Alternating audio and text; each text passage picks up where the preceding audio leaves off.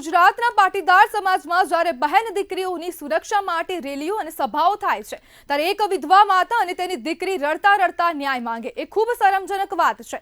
સમગ્ર મામલો રાજકોટનો છે, જ્યાં એક પાટીદાર વિધવા મહિલાને તેના જ પરિવારજનો દ્વારા હેરાન કરવામાં આવી રહી છે।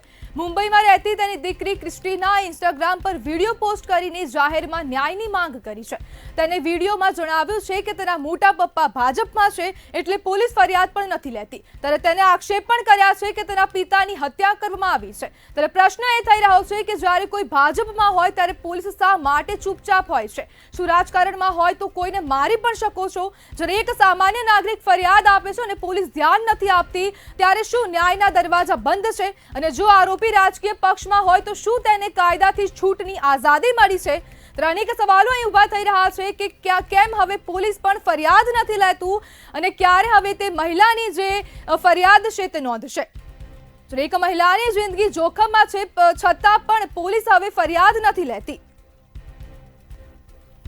ત્યારે આપણી સાથે ક્રિસ્ટીના પટેલ જોડાઈ ગયા છે। જી ક્રિસ્ટીના, સમગ્ર મામલો શું છે?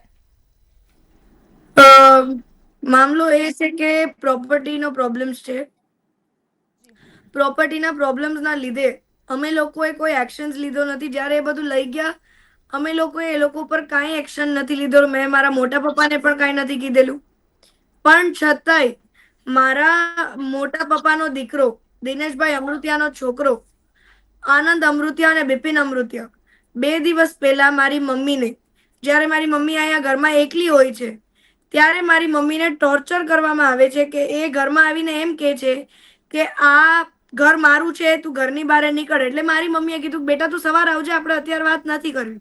મારી મમ્મીને છાતી ઉપર ધક્કો મારીને ઘરમાં અંદર ઘૂસી ગયા અને બાજુવાળા આંટી ત્યાં બેઠા હતા, નકરી ગેટ બંધ કરવાની કોશિશ શું કામ કરતા હતા? એનો ઇન્ટેન્શન શું હતો? ઈસુ મારી મમ્મીને મારવા માંગતા હતા?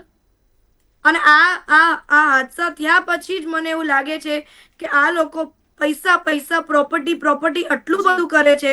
હજી પણ બધા જ ઇન્ટરવ્યુઝમાં મેં સાંભળ્યું એ લોકો એમ જ કહે છે મારી પ્રોપર્ટી હું પ્રોપર્ટી નહીં જ આપું। અરે પ્રોપર્ટીનો વાત જ નથી ભાઈ, પ્રોપર્ટીની વાત એ છે, સેફટીની વાત છે। તું દારૂ પીને કોઈના ઘરે ઘૂસી જ ના શકે।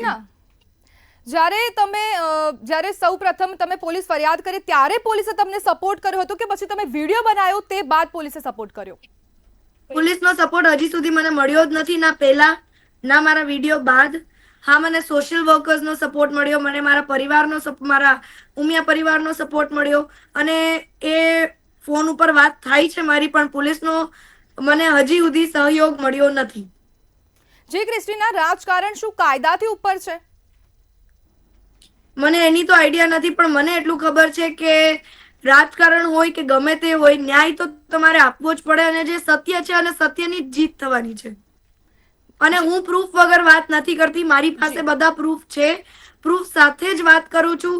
અને આજે અગર મેં આટલું મોટું પગલું ભર્યું હોય કે મારા સોશિયલ મીડિયામાં કહું છું અને મીડિયામાં પણ જાઉં છું તો મારી પાસે પ્રૂફ હશે તો જ હું વાત કરું છું, પ્રૂફ વગર હું નથી બોલતી। જી ક્રિસ્ટીના, તમારી માંગ હવે શું છે? મારી માંગ એ છે કે મને અને મારી મમ્મીને ન્યાય મળે। બધાયથી પહેલા પ્રોપર્ટી એ તો બીજી વાત છે, પણ મને પહેલા પોલીસ પ્રોટેક્શન જોઈએ છે, કારણ કે મને એ લોકોથી ખતરો છે। જી ક્રિસ્ટીના, જોડાવા બદલ આપનો આભાર।